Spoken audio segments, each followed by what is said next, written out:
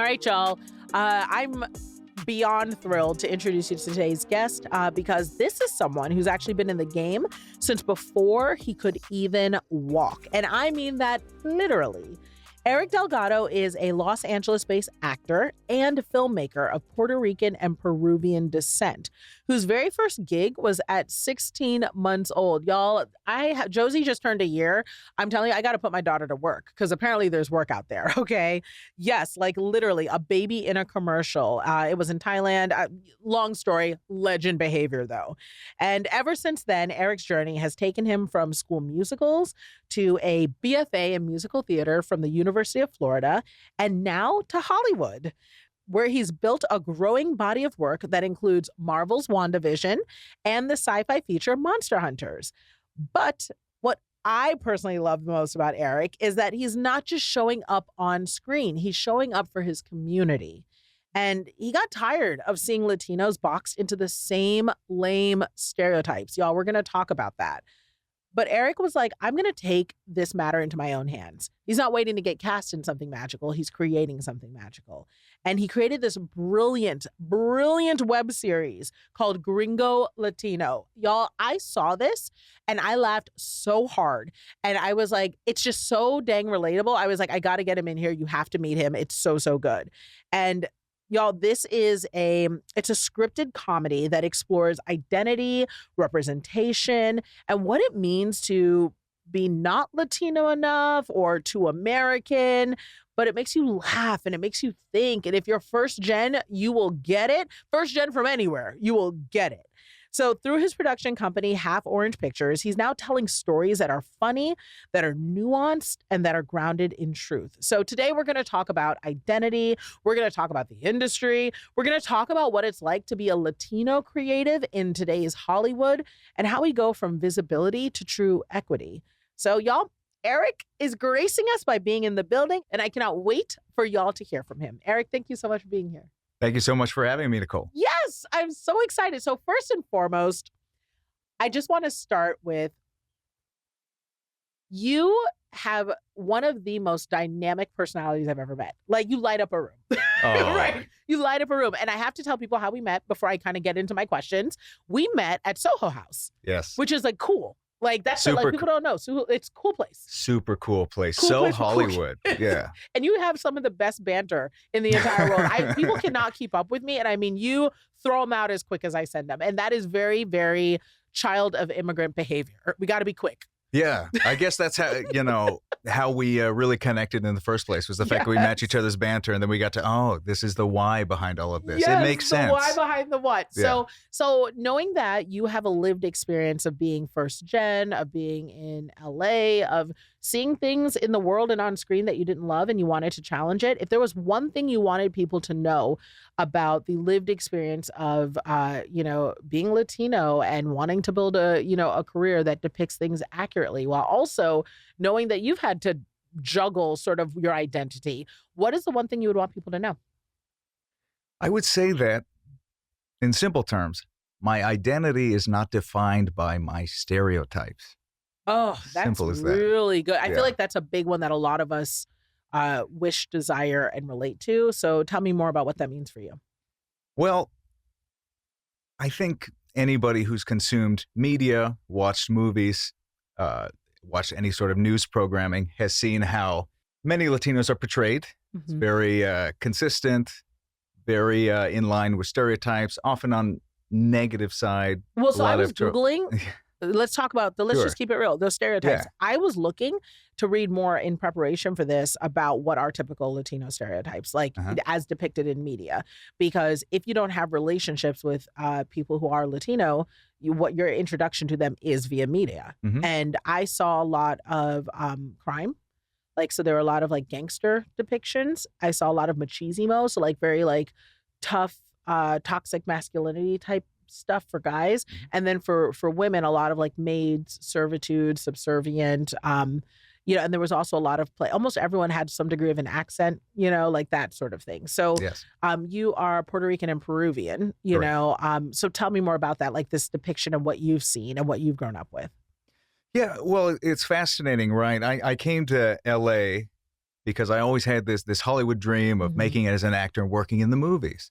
And then you start to audition and you see the roles that come your way. And it was incredible to sort of just, I don't know, get present to like, I feel like the role is described as a Latino man, but the subject matter and the way he presents seems so foreign to me. I almost have to caricaturize this person. Give me an example. Like, what do you mean? Like when you go in and they say, hey, we're casting, because for people who I have an agent, I've gone in for castings. People don't know what this is like. Like, I think that we should really paint, because people think, oh, you just pop up for a movie, and they don't realize that for the average person, you do go in for casting. For like celebs, like fancy pants celebs, an agent just tells you to send a tape, maybe do a light reading, and then you either get the role or don't, right? But for the rest of us, like normal folks, you're going in for like a serious reading, you're prepping, like it's a role. So when they say Latino male, what were you thinking? Like you're going in, you're like, oh, it's a banker role, Latino male, mid-30s, like something like that. Like, what were you doing? You know what's funny is I could give you so many examples, and I'll try not to pick one that really blew your socks off, where you're like, this is not what I thought it was. You know, what's funny is like, here's one which kind of answers your question. I remember I went in for an audition for a commercial, and the role was described as an office worker. So anybody who'd work in any office, I'm dressed business casual, acting like I'm a supervisor or manager in that office. I come in, I'm looking nice, really good, professional, very white collar. And I do the audition. I feel great. I feel like I nailed it. And I find out shortly after that I booked it. I'm like, yes, wow, okay, living the dream. And then I show up to set, and they had not actually given me that white collar office role. We weren't even in an office anymore. Oh. Suddenly, we were in a wood shop.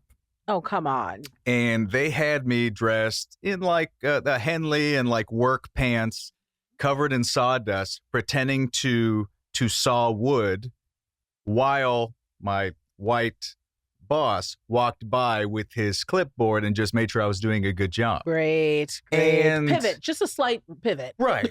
So right off the bat, I was like, how did we get here? Why was it that when I came into this sort of office role in the audition, did that somehow seem unrealistic? What was it about what I brought to the table? Say, what's this guy doing here? This isn't where he belongs. This is a much better fit for him. So you took it from white collar to blue collar, from high status in education to low education, low status. All because of what they saw on camera. And so has this happened to you more than once, where you're like, or they'll even ask you, because sometimes I'll get directives. Like I run into this too. I don't do a lot of acting, but occasionally I've gone out where they'll say, they won't say outright like be more ghetto or be more sassy, because obviously, you know, my speech patterns are not indicative of what is stereotypically depicted on TV for Black women. And so, nor is it honestly depicted, what is talking white, what is sounding white, right? Exactly. But when I go in for my auditions, you know, I'll say, can you get a little bit more urban? Like, we just would like, can you give us a little bit more city? And you know, they've really practiced on how to word that for you. Yes. You know, they don't want to say, can you sound more Black? Yes, they won't say that. No, yep. Like, can you just talk urban, more like you're with your girlfriends? Like, just give me more of that girlfriends type energy. And you're just kind of like, I see what you're going for, and no. You know what I mean? Not no, it's LA. You try to give them what they're looking for without kind of debasing yourself a little bit, but it's this weird line where you're like, wow, I'm not going to get work based on this thing that is outside of who I am. Yeah, it's tough to reconcile. And when you're fresher in the industry, you're very much in that sort of people-pleasing, what does casting want? What are they looking for? I just want the gig. Yeah, just want the job. So auditions for like a baseball player who's described as Latino, initially I did the read as how I sound. Yeah. Because I'm Latino. Yeah. I've played baseball. This should fit. And of course, you do the first go and they're like, good, that's good, Eric. Could you do it again? And just try putting an accent on. Just step into yourself. Let's make him real. Like, be more you. Be a little more ethnic, a little more authentically Latino. Oh, that's good. Authentically Latino. I'm so sorry that I was presenting as inauthentic. My goodness. Wow. Or, you know, one of my first student films when I had recently arrived to LA was as a hot dog vendor, like a food cart worker. And Same deal. It's like, I guess anybody could work the cart, but they automatically wanted it to be this sort of shift in how you, not just how you spoke. In that case, like, be a little more like aggressive too, a little less like kind. I'm just like, what is this? Yeah. You know what?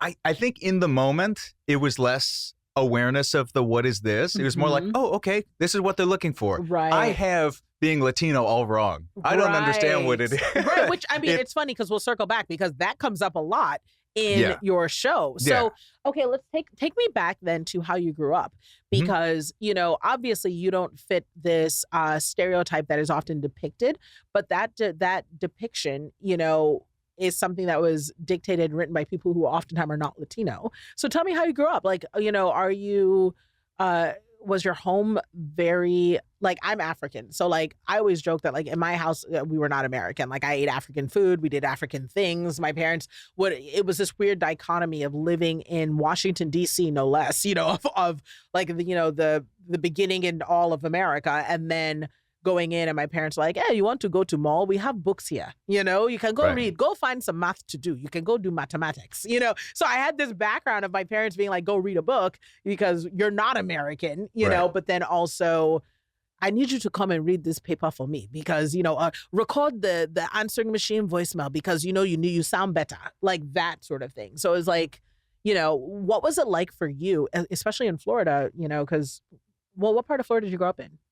So I actually technically didn't grow up in Florida. I went to college in Florida. Got it. And I don't want you to feel bad because I've lived so many places that nobody, even people close to me, can't remember like the places. Take me through. So where did you grow up? What was that like? You mentioned earlier my first acting gig was in Thailand. I was actually born in Thailand. No way. I was born in Bangkok. Thai? I'm not. I was gonna say, I was like, throw this Nicole, out. Wait a second. I am Latino. Okay. Fair enough. No. Okay. I was going to say, because you're a Thai, Puerto Rican, Peruvian. Right. See, you're putting the pieces together wonderfully. This is where the identity crisis begins. Sure. You're talking about a Puerto Rican Peruvian mix born in Bangkok, Thailand, who was then raised in Malaysia on a little island called Penang, who didn't come to the U.S. until he was 10 years old. Sure. His mother being Puerto Rican, technically born and raised American citizen, but it's a very different experience in Puerto Rico compared to here. Entirely. My father, born in Lima, Peru, came to the U.S. when he was 2 years old and in very many ways grew up as if he were American, but he dealt with a lot of, you know, discrimination and challenges as Latinos would in America. So my perception of my Latin identity was challenging being in Asia. Maybe challenging is not the right word, but it's different. It's unique in that in Southeast Asia, you didn't see a lot of Latinos, right? Yeah, no, I mean, I grew up on the East Coast and we didn't have a huge Latino population. It wasn't until I came to California, you know? Okay. Yeah. Yes. So we have similar experiences in that regard. So in places like Southeast Asia, and in Maryland, which is where we sort of settled in after coming from Asia, to your point, East Coast as well, there weren't many Latinos. So I didn't feel like I had to struggle as much to identify as Latino because, well, I was the only one there. Yeah. Well, and Maryland has a pretty sizable Asian population as well. So did you find yourself fitting in with the Asian population? I wouldn't go that far. No? It's a nice thought. It's not that I didn't. Yeah. For me, one of the wonderful things about growing up international is that I was exposed to a wide spectrum of cultures, colors, people.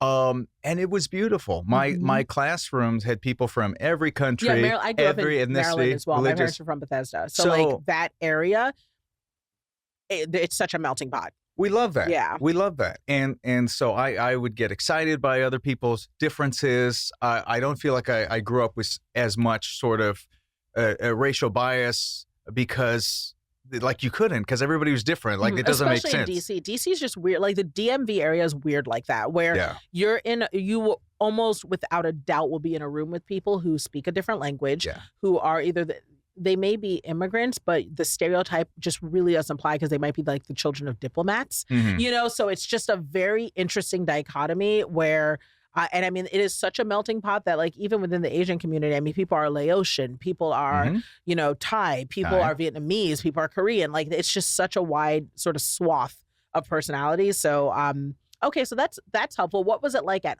home though? Yeah, so at home, this is probably common for a lot of American Latinos in that Spanish was spoken in the home, but we'd respond in English. Yeah, same with Africans. Right, yeah. But I would hear it from my mom. My dad only ever spoke to me in English. Interesting. And did they ever talk to you about why that was? No. Interesting. No. And I don't think they ever have directly. I know I touch on it a bit in the web series, but it was more just we were brought up as a upper middle class working family living, right? In America, so, just a normal life. Yeah, correct. Obviously, I was aware of my culture. We visited Puerto Rico and Peru frequently. How did you feel when you would visit? Did it feel like home? I don't know if it felt like home, but it did feel comfortable. And it was beautiful to be around family. But I remember when I was younger, the language barrier was a challenge. Because at first I'd go there and I would wish that maybe they would speak English so I would understand them more. Sure. Because my Spanish, you know, I'm not a native Spanish speaker. Yeah. I consider myself fluent now, but it's very much my second language. It's not perfect. Same. I have an accent when I speak. Right. Yeah. Well, we had to learn it as we grew up. Right. Right. So in high school, I was in Spanish class. That's right. Learning how to properly do it. And then after I graduated college, I spent 3 weeks in Peru surrounded by all of my Spanish-speaking only Peruvian family members because, I could get that immersion. And then just living in LA, being around Latinos for the first time, I've been able to practice. And now it's very, very comfortable. But there's always that sort of, there's always that longing for it to be more perfect. Sure. Just a little better. Sure. Because you'll feel real confident in any room speaking that language until you flub that one word. Yes. Or you don't, or you can't summon the word. You can't summon. You know, like my parents, you know, are from Ghana, West Africa. And so they speak Tree and Fanti, which are like, Fanti's like, they're different dialects, but they're, you know, I think there's probably a couple million speakers in the world. It's not a lot. But when I will then be speaking with my mom and I cannot land on whatever the word is, I literally be like, screwdriver. Because I don't know the word for it. So, and it's the big reveal and you feel crazy. You're like, I just don't. And then they laugh at you, you know, because you're like, this is cute, you know. So for us, we call that Spanglish. What do you call it? Is it Fanti-ish? It should be Fanti-ish. That's what it should be. No, they just call it like, oh, you're American. You need to do better. You know, like, you don't know the language. It's so frustrating because it's listen, I know I didn't sleep much last night. My brain's moving a little slower. My tongue got caught. It's like we never use this word in normal conversation. Does this word even exist? Were there screwdrivers back then? You know what I mean? Like and listen, there are times too when I'm in Puerto Rico, especially because Puerto Rico loves Spanglish, right? Yes, they have adopted many English words as their natural Spanish words. And those are the actual words for the thing. Yeah. Absolutely. And so there are times where I'm looking for a word and I might ask my mom or a relative in Puerto Rico and they'll just give me like the American word, the English word with a Spanish accent, you know? Give me some examples. Okay, so like, how do you say cherry in Spanish? I forget the word for cherry in Spanish. Cherry. No, like there's actually a word. There's actually a word. Cereza. There it is. Right. But you learned that in school on a flashcard. Correct. Right. Yeah. And so I'm there, you know, I prepared my PowerPoint presentation talking about important things, introducing myself. I don't know if you experience this where you go to class and they'd be like, pick a Spanish name, a Latin name to identify us. Sure. I always refuse that. Yeah. Because I wanted to stick with Eric. I mean, yeah. But, you know, hola, soy Eric. Yes. Soy de los Estados Unidos, right? But we would, you basically in school, you learn how to do things textbook. Yep. And then you go to any of those countries and suddenly you just sound like a robot. You sound like a robot. It lacks personality. It's so funny to talk to you about this. And for anyone listening to this, I think you'll appreciate this. As an American who speaks impeccable English. Yes. I get a hard time from Americans because people will look at me and say, where are you from? Like, or depending on where in America I am, I've lived in Baltimore, I've lived in DC, I've lived in Atlanta, I've lived, here in LA. And people say, oh, well, you're not from here. And from here, and I always instantly, I'm like, okay, is the racism coming? Like, what do you mean by that? And they usually mean like regionally. Oh, because you sound different. And it's because I learned English from a book. So I haven't necessarily picked up regional accents. I conjugate my verbs properly. Right. And it's that I often speak English better than a lot of Americans, So it's so interesting, calling out the textbook learning. It, No, I get that a lot. Where are you from? For multiple reasons. To relate to yours in terms of the speech, sometimes people will hear the way I pronounce certain words and they'll be like, you're from Chicago. Right, you say the whole word. Yeah, that's a big part. Because you said the word salad and it sounded like Chicago. Yes. Like, I've never been to Chicago. I don't know what you're talking about. Or they'll be Texas, or they'll always hear something. And I say, well, I feel like I just speak kind of just neutral American English. Like, no. You definitely have that accent. You definitely are this. Absolutely. It's like I learned from a book. That's the reason. Yeah. So it's like, what way were we supposed to sound that we missed out on? Right. That we I think that we're supposed to slur. I found, which is odd, I very much identify American, but when I listen to Americans that may not know they're, several generations removed, there is a slurring of words at the end. There's a lapse. There's certain grammatical errors that are just natural. Kind of, when you're learning to speak Spanish from a book, there's also learning to speak if you go online. Like, what does it look like to speak conversationally? Like, no one formally, responds with, you're welcome, at every door. They're like, it's all right. You know what I mean? Oh, you're cool. Like those sorts of things, and I'm the type who says you're welcome, or that's not a problem. And people laugh at me, because of my full sentences. I like to say, but of course. But of course, not a problem. Anytime. It's my pleasure. I didn't learn that in any of the countries of origin. It's just things. And countries of origin, you hear you? Right. Yeah. That's right. And it can seem so put on or forced, robotic, artificial. But it's me. Yeah. Right? I think this is so us. powerful. This is what makes us tick. Yes. And it's unfortunate that when other people comment on those things that are different, unfamiliar, uncommon, it triggers a thought process in our mind of it being wrong. Oh, so that is so good, because also, we'd be remiss to talk about this during a time where we live in LA, we live in America. There's a lot happening outside, a lot happening in our country. And a lot of it is driven by, I think a lack of understanding, respect, appreciation, not just for Latinos, but for their involvement, necessity and integral role that they play in the shaping of our country, and how absolutely very American, it is to accept, welcome, and identify with Latinos in our country, not to mention that Latinos are our country. So knowing this and the timing of the work that you're putting out, tell me, how do you think that, some of these stereotypes might be shaping where we are right now, and what you felt you needed to do to change that? Okay.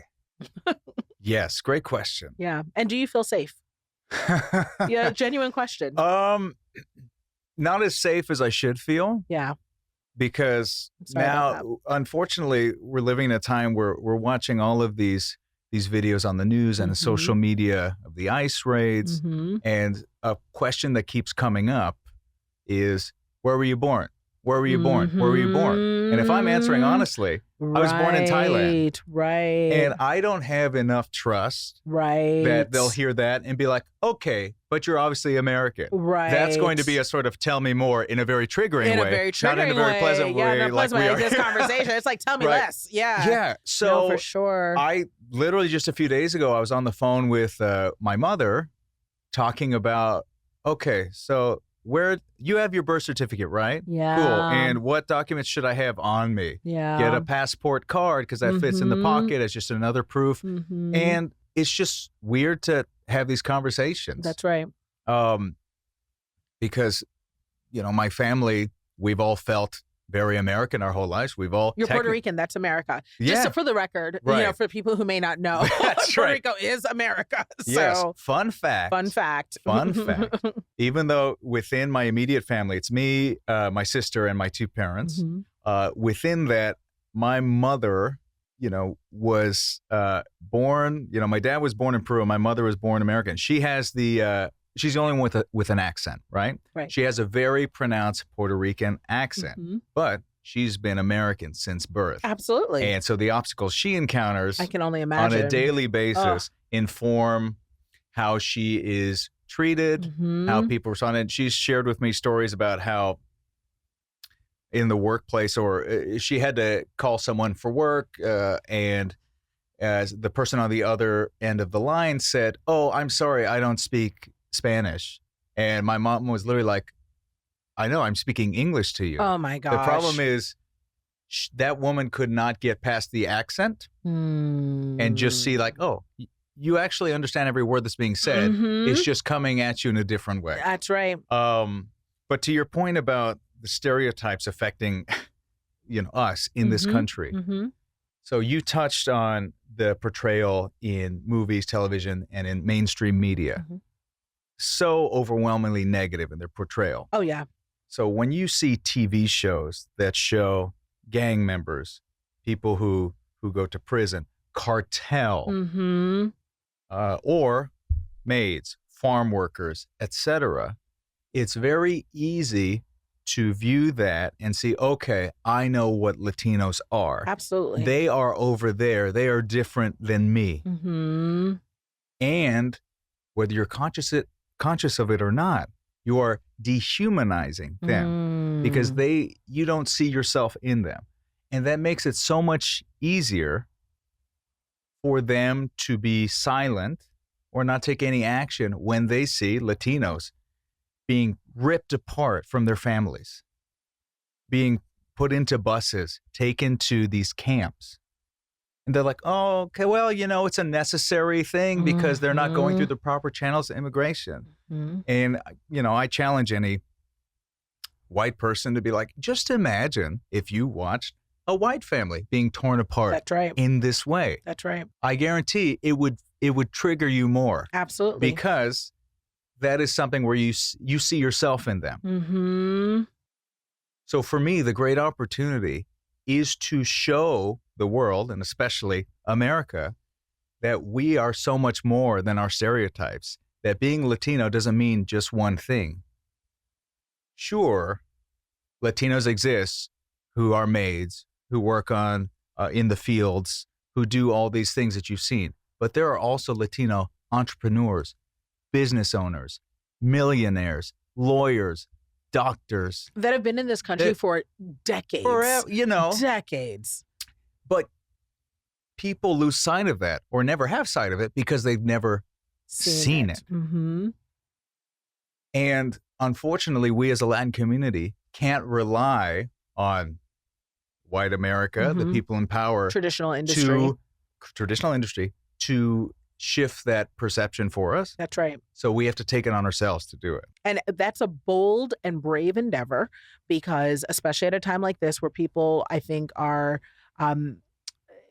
reinforcing the stereotypes because it fits an agenda, it's really bold to say, yeah, no, I'm not doing this. And also, I just want to call out, you've talked about your lack of accent, and the fact that you are both Peruvian and Puerto Rican, you're more white presenting than most, where, kind of like Jennifer Lopez, where she can be cast as an Italian or cast as whatever. Right. You're in this place where you could choose to hide and not claim who you are entirely. And I think that really speaks to your stepping into and accepting, your full and standing in your fullest identity. So, I do want to not just, applaud and encourage that, but call it out as pretty fucking dope, that's great. So tell me, Gringo Latino is about that then, right? This show that is, believe it or not, y'all, it's hilarious. When I tell you, it's so damn relatable. If you even are second generation, but you had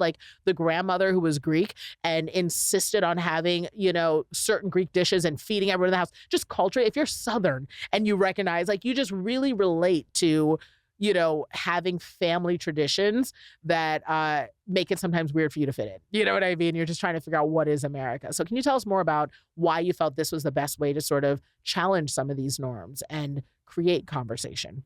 Of course. I mean, so much of it was rooted in the trauma I experienced when I came to LA, and suddenly, for the first time in my life, I was surrounded by Latinos everywhere. Mm-hmm. These were the beginnings. This is where the seeds were planted of me not feeling Latino enough. Wow. Because no one would ever guess that you would come from places where you didn't have a huge Latino population to where you are now immersed in, you know, your own people. Yeah. And you're like, I don't fit. How is this possible? Well, I found myself having to defend my identity so much. I had to prove. What did that look like? Like, where were you challenged? If you guys watch the show, you'll see more of it, but it's funny. I want to hear the serious version. So I feel like people have encountered, I know many people have encountered this scenario. Maybe you're at a restaurant, or you're some social gathering where you meet someone for the first time. And in my instance, as you've said, I'm white presenting or white passing. And so they'll talk to me and they'll be like, at some point in the conversation, I might mention something that indicates to them, oh, he's Latino. And they'll tell me, wait, you're Latino? Oh my gosh. And I'm like, yeah. Awkward. It's like, I wait, do you speak Spanish? Oh, wow. Is always the immediate follow-up. Oh, wow. And for most of us, when we hear that question, those of us who speak Spanish as a second language, especially, boy, is that a challenging question to answer, because we know that there's so much judgment behind it. Do you speak Spanish? Well, you know, I understand more than I speak. Or, yes, but it's not perfect. Or you can say, like, yes, and then they'll be like, okay, speak to me in Spanish. And for years, I would just be like, bueno, me llamo Eric Delgado y hablo español. No es perfecto, pero hago lo que puedo. And they'll be like, oh, yeah.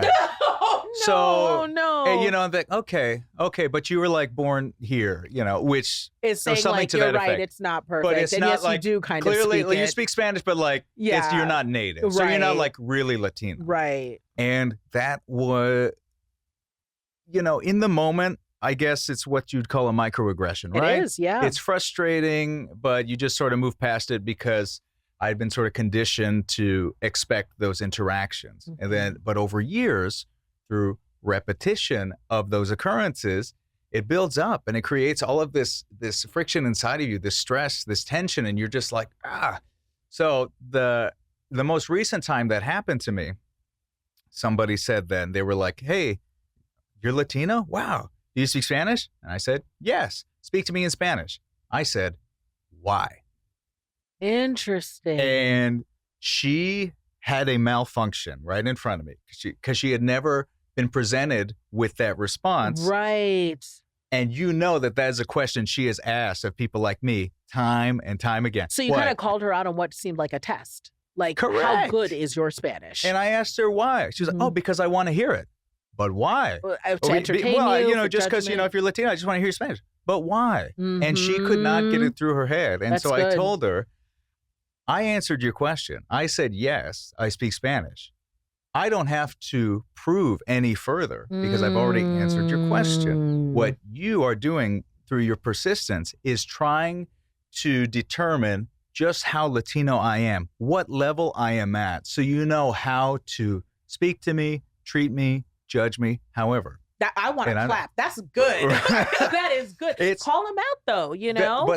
And it takes breaking through our cultural conditioning to be able to respond to somebody like that. Now, your character in Gringo Latino goes through that journey too. Yes. And fortunately with humor, because I think it makes it easier for all of us to enjoy, but the same thing where you can actually see, and y'all, it's a quick watch, except you'll watch it more than once like me, but it's a quick watch because it's only a couple episodes, you know, and I really hope it gets picked up for like a wider, so like all my friends who are watching this who are producers, anyone out there who's watching this that does TV, I know a lot of you do, or if you're seeing this on social, please go watch even a couple episodes of the shorts. It's gone viral, you know, like it's really funny. But There's a scene. One of my favorite ones is I said you, but it's not, it's your character. But you in a club, right? Right. And you're thinking you nailed it, right? You're like, oh, I was out there speaking Spanish. People thought I was dope, whatever. But it was exactly this interaction. Like, I don't want to spoiler it, but I'm trying to pick something kind of in the middle. But you know, you had this awakening when you realized that people were testing you on your Spanish. Can you tell us about that scene real quick? Okay. Yeah. So, I mean, it makes sense that you would say me instead of my character because obviously the subject matter was inspired by my real lives. So it's like mildly autobiographical, right? But I remember one night going to a nightclub where everybody was just speaking Spanish and I felt pretty good. Like, I know how to dance doing this and meeting people. And you feel good when you have consistent conversation with multiple different people in your second language. Like, everything's fine. You know what? Yes, I've got it. This is me. I fit. I've never felt more Latino. Right. This is starting to make sense. Right. Yes. Okay. I'm there. I did it. And you know, to make it even sweeter, everybody's telling me how great my Spanish is. It's wonderful. This is great. I'm getting validation. I'm getting the words of affirmation I so crave. Right. And then it's not until you take a step back and think about it. And in the moment, nobody actually told me this, but you realize it later that if you just switch that, if I were to be like, hey, Nicole, your English is fantastic. Black women get that. Like, they're like, oh, you speak so good. You speak so well. Or I'll tell people I'm Ghanaian and they're like, wow, you don't have an accent. I'm like, Exactly. Yeah. And technically the words would define as a compliment. Yeah, they're neutral, right? You're but you're not hearing that and saying like, thank you. You're not saying thank you. I'm like, what does that mean? You're not saying thank you. You're saying thank you. Right, exactly. So, that scene I wanted to highlight how even when, and it's not to say that native Spanish speakers are conscious of when they say those things putting you down. Sure. But it is a dig, whether they like it or not. Yeah. Right? They might be the most well-intentioned saying like, oh, you're doing great, all this. But it still hurts. It's still damaging, right? It's a microaggression. It is a microaggression. Even a well-intentioned microaggression is still a microaggression. And I think that you did such a good job sort of highlighting those with humor. And I do want to say, you know, especially in a time where I think a lot of us are trying to educate ourselves, especially around other cultures and their lived experiences and making sure that we are learning. But when we have these opportunities to learn with laughter, respecting it, right? You know, I don't want to reinforce harm by laughing at a joke that, you know, maybe for me, it was easier to watch because first generation, like there's so many overlaps, you know, but if I were, you know, a white person watching this, trying to learn more about your lived experiences, but also have like, I mean, some scenes that you have in there are so funny, you can't help but laugh. Like, it's just like, oh, like, because the character's so endearing, you know, it's like, oh, bless his heart. Like, you know, he's watching, he don't even know, you know, like that sort of thing. Sure. So how did you do that dance, you know, because I know that, like you said, it was birthed from a place of hurt, you know, and trauma. How did you bring humor to that, you know, and how do you recommend people watching this to learn how to navigate that as they're learning to sort of break down these stereotypes, especially in a world where, frankly, we are given the full pass to treat Latinos any way we want to right now, you know, and you're calling us to do better, all of us, including Latinos. I think I had a concern that if I went too heavy into the struggle, that it would mirror so many stories that we've seen or heard about of the Latino experience that turn people away. It's like, oh, this is just too deep for me, too heavy. It doesn't seem as approachable. By making it a comedy, it's like everybody loves to laugh. So at the very least, oh, I can watch something that'll make me laugh. A comedy web series. This is great. Scripted comedy. Great. Awesome.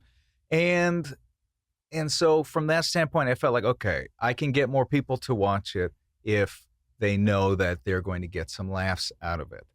Also, me in my day-to-day, I crack a lot of jokes. Yes, you I do, have yeah. a reputation Super for lighthearted. my dad jokes and puns to everybody's delight Mhm. and Assuming temper, disappointment. the certainty with which you It's- said to everyone's delight. I am an absolute delight, right?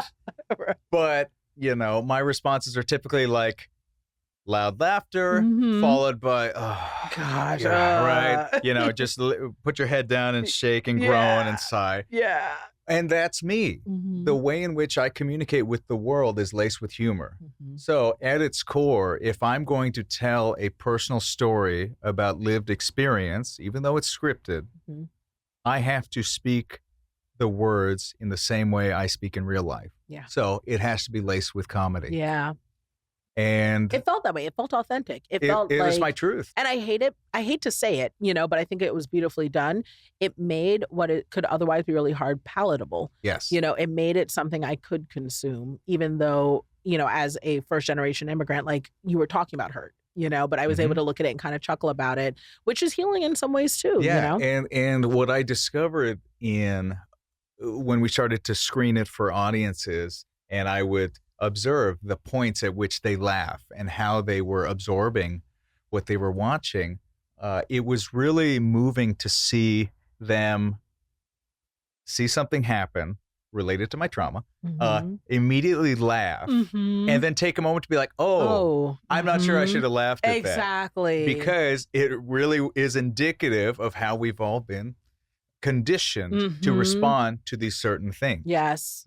But then, as you watch the Gringo Latino web series, as the season progresses, it starts to blur the line between comedy and drama. It gets serious. I mean, there's like a monologue point that, I'm not going to give away that you want to watch, where you can see the main character kind of being like, for so many words, I'm sick of this shit. Right. And that is, I think, very relatable. You don't even have to be first generation. Sure. When you put your foot down and you realize you're tired of being treated a certain way and it doesn't fit, and you have that turning point moment. I thought that was really big.